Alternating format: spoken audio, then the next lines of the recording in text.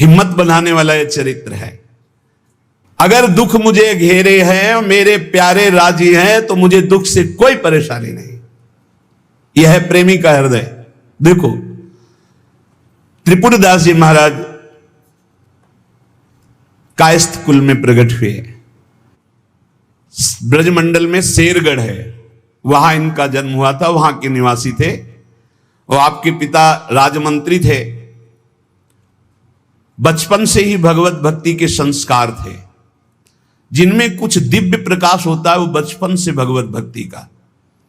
जिनको ये लगता है कि जवानी में विषय भोग लें और बुढ़ापे में भजन करेंगे तो भूल जाए। बुढ़ापे में मन को प्रभु में नहीं लगाया जा सकता। यदि आपने जवानी में भजन का अभ्यास नहीं किया तो बुढ़ापे में नहीं होगा। बुढ़ापे में प्रपंच ही होगा, पक्का विश्वास मान लीजिए। और जितने भी दिव्य महापुरुष हुए हैं, जिनके जीवन प्रकाशित हुए हैं भक्ति अध्यात्म की ऊंचाई में, वो बचपन से श्री भगवान में लगे। त्रिपुरदास जी के घर में राजमंत्री पिता थे, पर बहुत ही सुंदर भक्ति के संस्कार थे। एक बार आप पिता के साथ आगरा से किसी कार्य के लिए गिरिराज जी आए, तो यहां ठाकुर श्री श्रीनाथ जी का दर्शन किया। यही विराजमान थे अन्योर में, जहां जतीपुरा इधर ठाकुर जी यहीं प्रकट हुए हैं। श्रीनाथ जी अपने ब्रज के हैं, गिरिराज जी के। ऐसा सुंदर रूप श्रीनाथ जी का कि नवीन किशोर अवस्था लुभायमान हो गए। बहुत हट किया, अब मैं नहीं जाऊंगा, इन्हीं के दर्शन करूंगा, इन्हीं के पास रहूंगा। पिता राजमंत्री थे। वहां किसी परिचित से कहा कि बालक है, हट करता है त्रिपुरदास, इसको हम छोड़ देते हैं 2-4-10 दिन यहां। देखो भगवान का विधान, यहां श्रीनाथ जी के दर्शन करेगा, फिर हम आदमी भेज देंगे, बुला लेंगे। अब वो दैवी योग से प्रेरित थे, पुत्र को यहां छोड़ दिया और वापस वो लौटे तो रास्ते में कुछ वैरी दल के राज सैनिक को दुष्टों ने घेर लिया और मार डाला, पिता को मार डाला। भक्तों के जीवन में प्रारंभ से ही विपत्तियों की बौछार हो जाती है, लेकिन आप ऐसा डरिएगा मत। क्या जिनके हृदय में भक्ति नहीं है उनके परिवार के लोग नहीं मरते क्या? जिनके हृदय में भक्ति नहीं वो क्या दुख नहीं भोगते क्या? ये अज्ञानी जन है, नहीं जानते। शरीर रचना के समय शुभ अशुभ कर्मों के अनुसार दुख सुख पहले से रच गया है। भक्ति तो हम आज कर रहे हैं, ये नई खेती है, ये भक्ति का फल नहीं। वो दुख सुख पुराने हमारे कर्मों का फल है। जब आपने सुना, सूचना आई कि तुम्हारे पिता को बैरी दल ने मार डाला है, तो श्रीनाथ जी की तरफ देखा और कहा, आप तो हमारे पिता भी हो, मित्र भी हो, जीवन धन हो। हृदय में बड़ा आनंद हुआ कि चलो नाम मात्र का पिता अंतर्ध्यान हो गया, लेकिन मेरा जो अनंत जन्मों का पिता है उससे संबंध हो गया। अब तो मेरे श्रीनाथ जी के सिवा कोई नहीं है। एकदम निश्चिंत हो गए। रोज प्रभु के सामने भाव विभोर होकर रोया करते, नौ किशोर अवस्था, कि प्रभु अब आपके सिवा हमारा कोई नहीं है। एक दिन वल्लभाचार्य भगवान आचार्य चरण, जिनके दुलारे लाडले श्रीनाथ जी हैं, वो सेवा में आए तो देखा है बालक बहुत एक दृष्टि से देखता है और रोता है। लाओ इस बालक को सामने लाया। ये है भगवत कृपा। जब भगवत कृपा होती है तब गुरु मिलते हैं, जब गुरु कृपा होती तब भगवान मिलते हैं। जब भगवान की कृपा होती तब गुरुदेव मिलते हैं, संत मिलते हैं। जब द्रवहि दीन दयालु राघो तो साधु संगति पाइए। और जब संत द्रवित होते हैं तब भगवान का साक्षात्कार होता है। बुलाया और परिचय पूछा, कौन है ये? तो कहा अमुक राजमंत्री का पुत्र है, इनके पिता यात्रा में मारे गए हैं। और ये बहुत आसक्त चित्त होकर श्रीनाथ जी को देखते हैं, श्रीनाथ जी से रोते हैं। त्रिपुरदास जी ने साष्टांग दंडवत किया वल्लभाचार्य जी को और कहा, प्रभु मैं मात्र पितृहीन, न मेरे माता है न पिता है, मैं अनाथ बालक हूं। बस मेरे नाथ तो श्रीनाथ जी ही हैं और आपके श्री चरणों का आश्रय दे दिया। प्रभु मुझ अनाथ दीनहीन को आप स्वीकार कर लीजिए। बहुत प्रसन्न हुए। इतना छोटी अवस्था में ऐसे शुद्ध शब्द, ऐसे भागवतिक चेष्टाएं। चलो आज अभी इसी क्षण मैं इसको दीक्षा देता हूं। आचार्य श्री वल्लभाचार्य जी विधि पूर्वक दीक्षा देकर ब्रह्म संबंध कराया, कुछ दिन तक पास रखा और कहा वापस जाओ घर।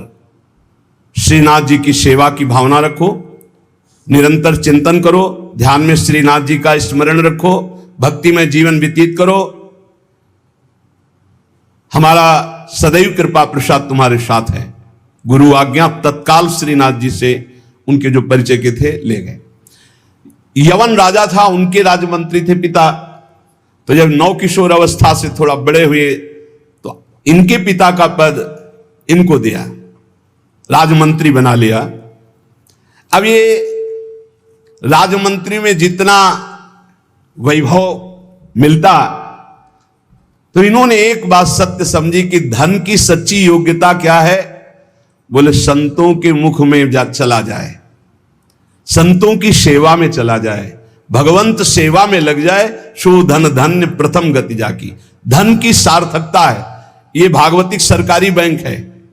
जैसे भारतीय सरकारी बैंक में जमा करो, जब चाहो ले लो ब्याज सहित, ऐसे भागवतिक सरकारी बैंक है। गौ संत जन, ब्रह्म ऋषि जन, भगवान किसी विग्रह की अर्चा पूजा और किसी ऐसे असहाय की, जो बीमार है, जो अपवित्र है, असमर्थ है, उसकी सहायता भगवत भाव से कर देना, उसमें जो धन खर्च होना, ये सब भागवतिक बैंक में जमा होता है, आपको मिलेगा, ब्याज सहित मिलेगा। हमारे प्रभु की बैंक में परसेंट बहुत ज्यादा मिलते हैं। 1 रुपया का लाख गुना ब्याज मिलेगा। देखे ये जो आप देखते हैं कि अमुक अमुक पद पर बैठ गया, अमुक राजा बन गया, अमुक अमुक बन गया, ये पूर्व जन्म का है। पूर्व जन्म का आप देखते हैं छा गया, ये पूर्व जन्म का सुकृत है। वैभव ऐश्वर्य चरण चूम रहे, वाह वाही हो रही, ये सब पूर्व का पुण्य है, 1 का लाख गुना। पर इस बैंक में विश्वास नहीं होता, किसी किसी को विश्वास होता है। और इस बैंक में जमा कर देने पर अगर आपने कह दिया तो तत्काल वो फल जो गुणा करके आपको प्लस मिलना था नहीं मिलेगा। ध्यान कर लेना। यदि माइक से हो गया कि अमुक जगह के अमुक भगत ने 5,000 रुपए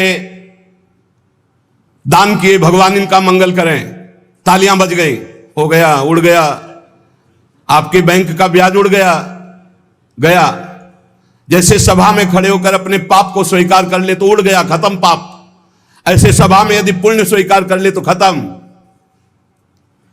बुजुर्ग जन कहते थे कि दान ऐसा करे कि दाएं हाथ से दे, बायां हाथ न जाने। नेकी कर दरिया में डाल, कोई जान न पावे, तब लाख गुना हमारी भागवतिक बैंक से उसे मिलता है। ये तो हुआ अपना धन देने पर।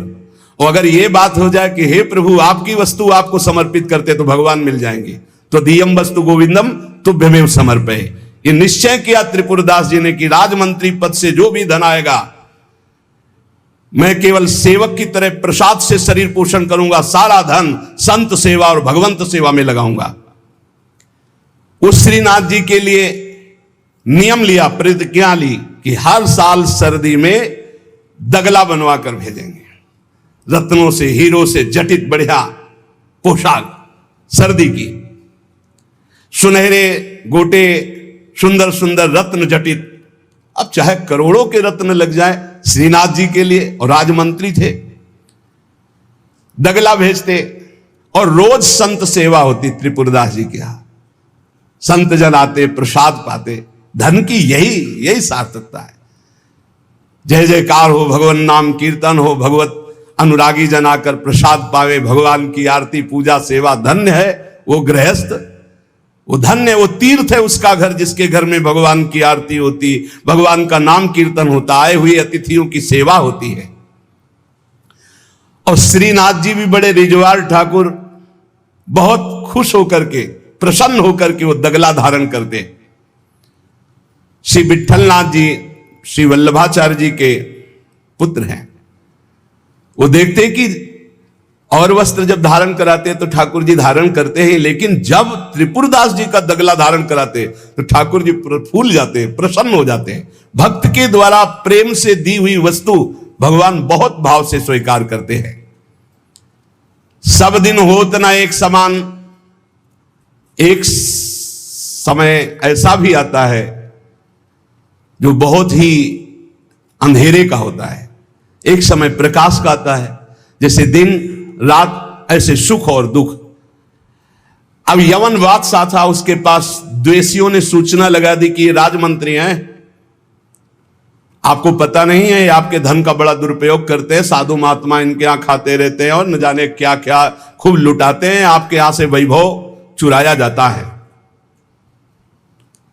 और वो राजा यवन, उसकी बुद्धि बदल गई, उसने तत्काल आदेश किया सर्वस्व अपहरण कर लिया जाए, त्रिपुरदास जी का सर्वस्व संपत्ति जब्त कर ली जाए। मतलब पात्र भी घर में नहीं रह गए, सब जब्त कर लिया गया। जहां रोज संत सेवा, ठाकुर सेवा, श्रीनाथ जी के लिए बहुत महंगा पोशाक सर्दी की, सब एक पात्र भी नहीं रहने दिया, सब जब्त कर लिया। खाने पीने के लिए एक दाना भी नहीं रह गया, कुछ नहीं, सब जब्त कर लिया, केवल दिवाले दिवाले। अब आप विचार करो, जिसका ऐसा चल रहा हो उसका ऐसा, इसलिए होश में रहना चाहिए। सब दिन होत न एक समान, ये शब्द याद रखना चाहिए। सुख है तो फूलो मत, कल दुख आने वाला है। शरीर स्वस्थ है तो अभिमान मत करो, कल कोई रोग आ जाएगा। जीवित हो तो अभिमान मत करो, कल ही मृत्यु आ सकती है, आज भी आ सकती है।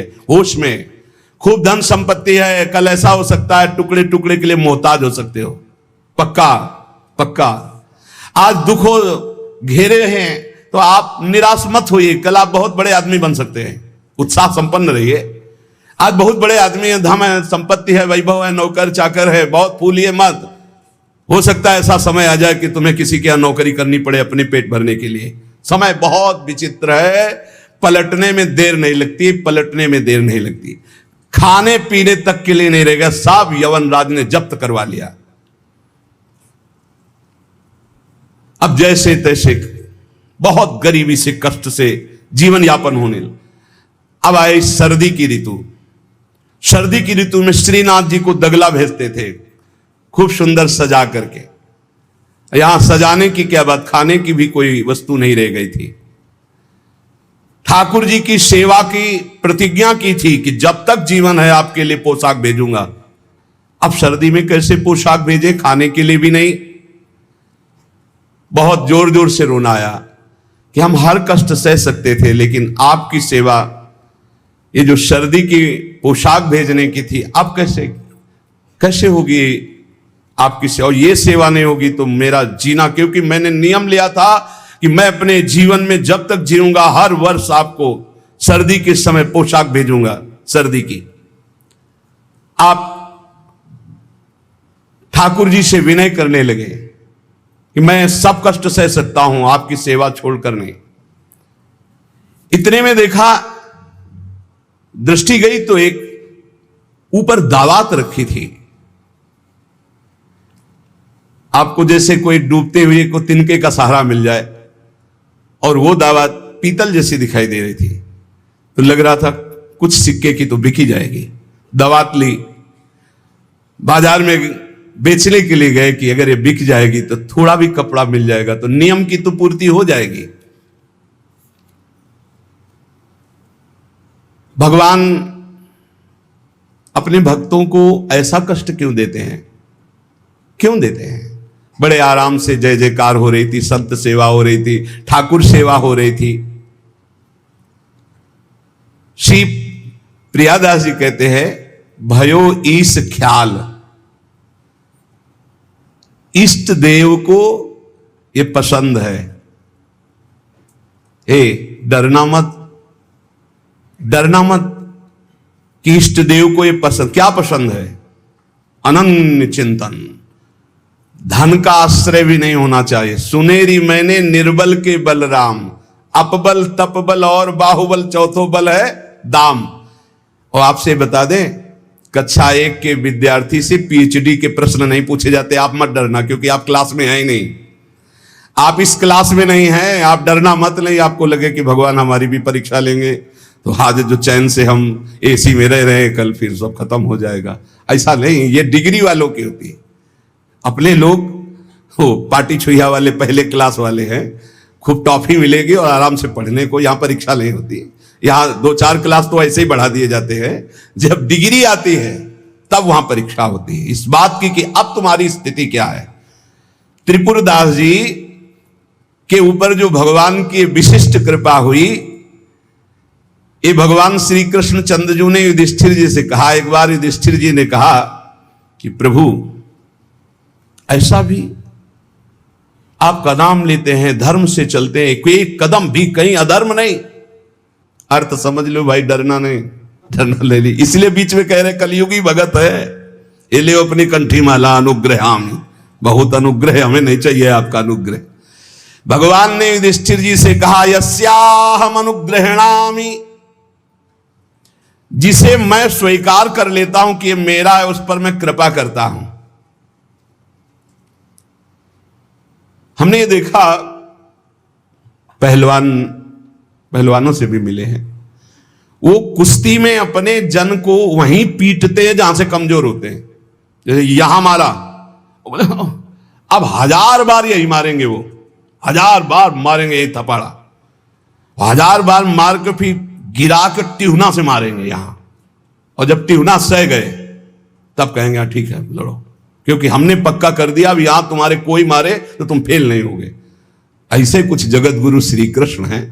हमारा ये पार्षद कमजोर कहां से हो सकता है? जहां कमजोर वहीं मारा जाता है। बड़ा सुविधा भोगी तो सुविधा पर ही मार चलेगी, अब सुविधा के बिना भी भजन हो सकता है। उस समय तुम्हारी मांग क्या होगी, सुविधा या भगवान? त्रिपुरदास जी किस लिए रोए कि आपकी सेवा का प्रण लिया था, वो सेवा की पूर्ति। भगवान कह रहे कि जिस पर मैं कृपा करता हूं पहले उसका धन बल अपहरण कर लेता हूं, ये धन बल अपहरण कर लेता हूं। जब वो निर्धन हो जाता है तो सगे संबंधियों का अपहरण कर लेता हूं, या तो सगे संबंधी छोड़ देंगे। देखा ना पिता रास्ते में ही राधे श्याम, बहुत कृपा समझना कठिन है। सुनाया था एक बार भगवान शंकर की कृपा। माता पार्वती जी से कहा चलो मैं आपको अपने भक्त के दर्शन कराता हूं। बोले चलो प्रभु। तो बोले पहले अभक्त के दर्शन कर लो, तब भक्त के दर्शन आप सुख पाओगे। तो गए तो सुपारी कतर रहे थे बैठे, उसमें बढ़िया गद्दा लगा हुआ था, गिरदा लगा हुआ, 50 गाय 50 भैंसे दूध दुही जा रही थी। प्रातःकालीन का समय था। संत वेश में गए और कहा भगत जी 100 ग्राम दूध दे दो, शालिग्राम भगवान को स्नान कराना है। चल दिया सुबह से, और क्या क्या बोलना। महादेव जी ने कहा हे भगवान, जितनी संपत्ति और वैभव इससे दुगना इसकी कर दो। माता जी ने कहा औघड़ इसीलिए कहा जाता है इनको, बड़े औघड़ नाथ है। 100 ग्राम दूध ले दिया, गाली दिया, ऊपर से कह रहे संपत्ति कह दो दुगनी। बोली नहीं पर अंदर अंदर कि बहुत विचित्र औढ़र दानी है इनका। आशुतोष बोले चलो भगत के दर्शन। बोले अभक्त तो ऐसा था कि अगर आप साथ ना होते तो इसको भस्म ही कर देती हम, क्योंकि अंबा तो शक्ति है। आपका अपमान। अरे अभक्त ऐसे ही होते हैं, तुम्हें नाराज नहीं होना। भक्त के पास गए, एक झोपड़ी फूस की, एक गाय, और उसी फूस की झोपड़ी में माए उसकी मैया रहती थी। गए, जो देखा संत तो साष्टांग दंडवत किया, आओ बैठो बैठाला। 100-200 ग्राम गाय का दूध होगा, वो बढ़िया पान करने को ले दिया। प्रभु थोड़ी देर भगवत चर्चा हुई। भगवान शिव ने कहा अच्छा भाई चलते हैं, हम तो विचरण करते रहते हैं। बोले संत भगवान कभी पुनः कृपा करके आना। कुटिया के बाहर निकले और कहा हे करुणा निधान भगवान, इसकी गैया और मैया दोनों हटा दो, मार दो। अंबाजी ने कहा आप बर्दाश्त नहीं होगा। 100 ग्राम दूध नहीं दिया तो उसको दुगना संपत्ति दे दी, और एक गाय पूरा दूध आपको पिला दिया, और मैया बातचीत करने के लिए थी उसको भी आपने मार दिया। कहा कि वो ये क्या है? बोले अभी तुम नहीं समझे। जब इतनी संपत्ति में साधु अपमान करके ऐसी गालियां देता, जब डबल संपत्ति होगी तो ऐसा अपराध करेगा घोर नरक जाएगा, समझो। और इसका कुछ मन मैया में जाता है, कुछ गैया में जाता है। दोनों भगवान के पास गए, वे अखंड हमारा चिंतन करेगा, ये हमें लीन हो जाएगा। माता जी का ये बात तो सही। तो बोले जिस पर मैं कृपा करता हूं इस माया प्रपंच से उसे अपने स्वरूप में स्थित करता हूं। वो जरूरत, देखो जरूरत है, ऐसा नहीं कि एक बुखार की दवा सबके साथ चलेगी। बुखार की भी क्वालिटियां हैं, समझना। अब मलेरिया है तो उसके लिए अलग, डेंगू है तो उसके लिए अलग, साधारण वायरल है तो उसके लिए अलग। हम लोग साधारण बुखार वाले हैं, चिंता मत करो। ऐसे हाई इंजेक्शन नहीं लगेंगे जैसे त्रिपुरदास जी के लगे, या प्रहलाद जी के लगे, या नरसिंह मेहता जी के लगे, या मीरा जी के लगे। अपने लोगों के नहीं लगेंगे। बहुत ऐसे वायरल, जैसे ऋतु का बुखार है ना, अपने लोग ऐसे बुखार के मरीज हैं। डेंगू वाले नहीं है कि भर्ती हो जाए, प्लेटें कम हो रही। डरना मत। अलग अलग बुखार की जैसे दवा, ऐसे अलग अलग भक्ति की स्थिति की परीक्षा होती है। अब इसकी स्थिति क्या होगी, वो तो जगत पावन करने वाले भगवान ये देखते हैं। बहुत सुंदर बात है ये, अगर समझ में आ जाए। भगवान अंधकार का नाश कर देते हैं, भगवान स्वप्न का नाश कर देते हैं। ये सब स्वाप्निक जगत है। अब मोह ममता से युक्त इसलिए डर जाओगे, तो हम कह रहे हैं तुम्हारे साथ ऐसा होगा ही नहीं, क्योंकि तुम उतनी स्थिति के ही नहीं हो। डरना मत, सच्ची मानिए। क्या चक्रवर्ती सम्राट अम्बरीश जी भगवान के भक्त नहीं है? ध्रुव जी भगवान के लिए भजन करने के लिए गए तो आज ऐसा पद मिला कि त्रिभुवन में किसी को नहीं। सुदामा जी को दरिद्रता प्राप्त थी और सुदामापुरी की रचना हो गई, जैसे द्वारिकापुरी की रचना। आप हमारे श्री कृष्ण के प्रति ऐसा ना सोचे, ये जो कह रहे हैं बड़ी गुप्त बात है। उसके अंदर के ममत्व का नाश कर देते हैं, उसके अंदर के अज्ञान का नाश कर देते हैं। क्या आप अपने अज्ञान का नाश करवाना नहीं चाहेंगे? यहां अज्ञान की वृत्ति के नाश की बात। आप ऐसा मत सोचिएगा। और आज तक कोई भक्त आपको भिखारी नहीं मिलेगा। आप ध्यान दीजिएगा, पुरुष से लेकर के जहां दृष्टि डालिए, जहां भक्तों को, तो आपके 4 घर में लोग होते हैं, उनके भोजन की व्यवस्था में आप चिंतित रहते हैं। समझ रहे? जब हम मांग के खाते थे तो भूखे रह जाते थे, और जब भरोसे पे हैं तो 300-400 लोगों का बाल भोग, राज भोग और शयन भोग अपने आप हमारे प्रभु पूरा करते। तो हरिष्ये तद धनम। तुम्हारा घर कितना बड़ा है, हमारे घर में कितने बैठे देख लो।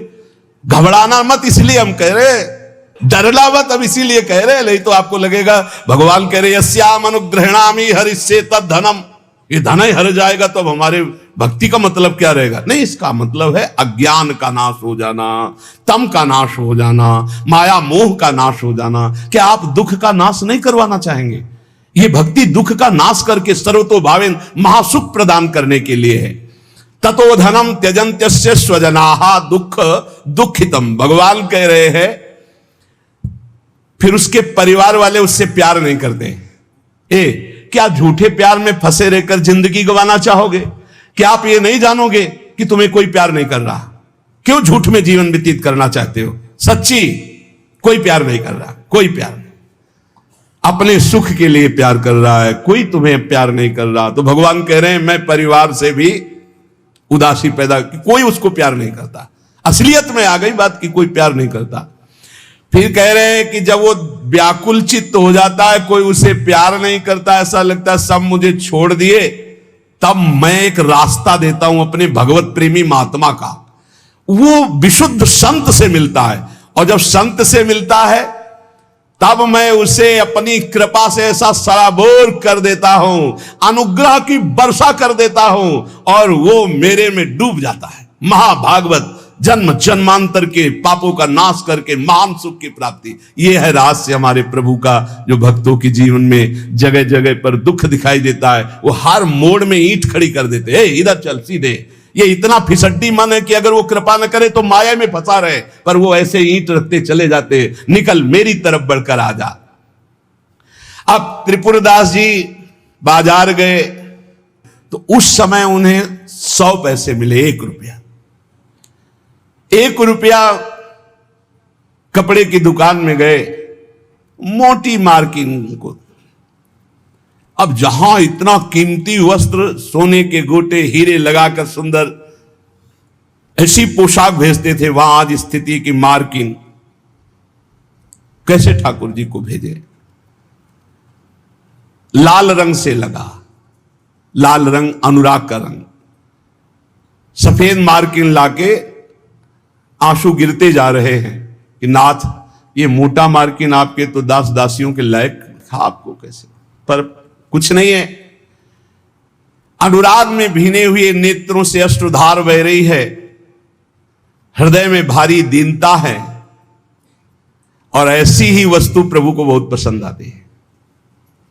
हमसे अगर दी जाएगी 5 किलो सोने का छत्र, तो 4 लाख योजन का सोने का पहाड़ है उनकी इस मृत्यु लोक में। 5 किलो क्या होता है? साहस नहीं हुआ, रंगा लाल रंग में, प्रेम रंग में रंग कर रख लिया, पर साहस नहीं हुआ कि मैं जाकर के श्रीनाथ जी को दूं। कैसे दूं? अब उनके मन में एक बहुत पीड़ा है। और देखो, भगवान अपने भक्त की बात को अंतर से जानते हैं। त्रिपुरदास जी के हृदय में दैन्य, और दैन्य भगवान को बहुत प्रिय है। यही दरबार दीन को आदर रीति सदा चली आई। भगवान को मूल्यवान वस्तुएं प्यारी नहीं, भगवान को जो प्यारी वस्तु है वो दैन्य है, दीनता। जेहि दीन प्यारे वेद पुकारे, द्रवौ सुश्री भगवाला। इतने में विधान बना। गोसाई जी के सेवक श्रीनाथ जी की सेवा के लिए जो भक्तजन थे उनके यहां विचरण किया करते थे, अचानक दृष्टि में पड़े त्रिपुरदास जी के। देखा, ये तो श्रीनाथ जी के सेवक हैं जो गोसाई जी के पार्षद हैं, और ये तो सेवा सामग्री श्रीनाथ जी को पहुंचाते हैं। तो आपने प्रणाम किया, घर लिवा गए, कुछ खाने पीने के लिए व्यवस्था ही नहीं। कैसी कैसी, कहां राजमंत्री का सुख और कहां। बहुत संकोच में भरे हुए वो मार्किन निकाल के लाए जो लाल रंग से रंगी थी, और कहा हाथ जोड़ करके कि हर वर्ष प्रतिज्ञा थी कि श्रीनाथ जी को पोशाक भेजेंगे, पर भगवत कृपा से वैसा विधान बन गया है। यद्यपि ये श्री गोसाई जी के किसी दास दासी के पहनने योग्य भी नहीं है, फिर ये श्रीनाथ जी के श्री अंग के लिए तो क्या होगी। पर आप क्या इस भेंट को वहां तक पहुंचा देंगे? भंडारी को दे देना, पर गोसाई जी को कुछ मत बताना, न मेरी स्थिति बताना कि खाने को भी नहीं, और ना ये बताना कि ये मार्किन भेजा। कुछ मत कहना, उनको दुख पहुंचेगा। केवल भंडारी को दे देना, वो जो चाहे जैसे चाहे, यद्यपि वे श्रीनाथ जी के योग्य तो है ही नहीं। देखो, भगवान भावोत्सवेन भजताम रस कामधेनु है। बड़ा हृदय में सुख हो रहा है उस वस्त्र को लेकर। वो जो भगवत पार्षद है, आज तक उनको ऐसी भेंट, इतनी इतनी भेंट मिलती थी श्रीनाथ जी के पास ले जाने के लिए, लेकिन ऐसा सुख नहीं होता था जैसा त्रिपुरदास जी ने रो करके जब मार्किन दी लाल रंग से रंग के, उनको एक अपार सुख हो रहा है। त्रिपुरदास जी का वस्त्र लेकर बड़े प्रेम में डूबे हुए भगवत पार्षद गए और भंडारी जी से कहा कि आपसे तो कुछ छुपाव है नहीं, ये त्रिपुरदास जी का दिया हुआ वस्त्र है। यद्यपि बहुत कष्ट में उनका जीवन है, फिर भी उन्होंने ये सेवा भेजी। आप इस सेवा का आदर करना, अपमान मत करना कि कहीं फेंक दो। अरे मार्किन कहां ठाकुर जी के श्रीअंग पोशाक वाल। तो उन्होंने, भंडारी ने कहा कि इसका सही प्रयोग करेंगे। तो जो ठाकुर जी की पोशाक थी उसको बांधने के काम में ले लिया। उन नए वस्त्र जो मार्किन आई उसमें रखकर ठाकुर जी की पोशाक बांधकर और उसे अलमारी में रखने। परम स्नेही ठाकुर जी कांपने लगे।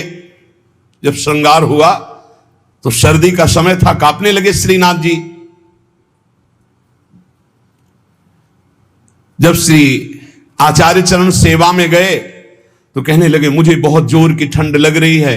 ठाकुर जी बोलते हैं निज जनों से, जैसे हरिवंश महाप्रभु से राधा वल्लभ जी बात करते थे, बंचंद महाप्रभु से बात करते थे, बिहारी जी से स्वामी जी महाराज, विठल विपुल देव जी, बिहारिन देव जी। अब हम लोगों की जाकी रही भावना जैसी, प्रभु मूर्ति देखी तिन तैसी। मुझे ठंड लग रही बहुत जोर की।